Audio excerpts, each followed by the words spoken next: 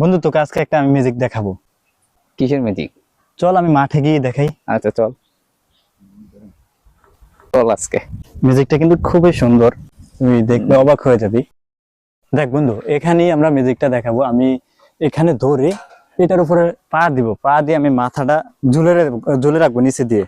এটাও কি সম্ভব? হ্যাঁ, এটা সম্ভব। আমি দেখি। দেখাবো, দেখি। এই দেখ।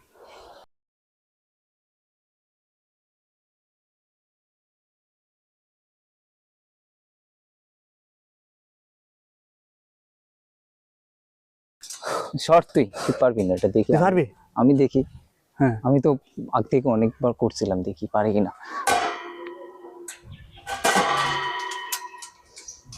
আরে তুইও পারবি না রে মনে হয়। দেখি চেষ্টা করে। দেখি ভাই, আমি এটা মনে হয় পারবো।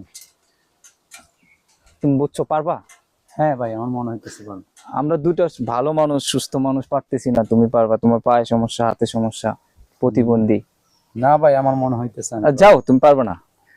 না ভাই, দেখি একবার, আমি পারবো থাক। মনে হইতেছে। এত যে করতেছে বন্ধু, ওকে একবার দিয়ে দেখ, ওরে দেখি। আরে পারবো না, ও প্রতিবন্ধী। ও আমরা না, দুটো ভালো রাখ না সুস্থ বন্ধু, মানুষ। থাক। দেখি ওই একবার দেখি করে দেখাক তো, দেখি পারলে তো হইতেছে, দেখি আচ্ছা ওই কি পারে। ঠিক আছে।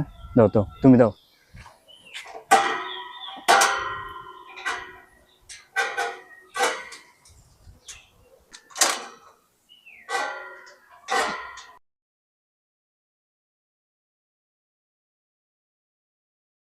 দেখ বন্ধু, তুই যে ওর হাত পা একটু অবস্থা খারাপ দেখে তুই যে ওকে তুচ্ছ করে ফালিয়ে দিলি।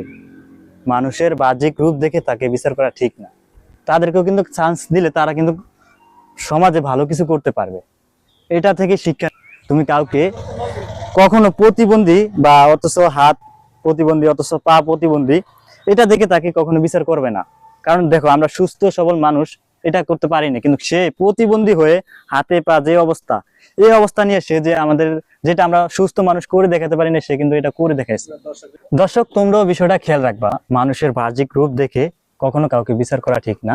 অবশ্যই দর্শক ভাইরা, তোমরা এটা খেয়াল রাখবা।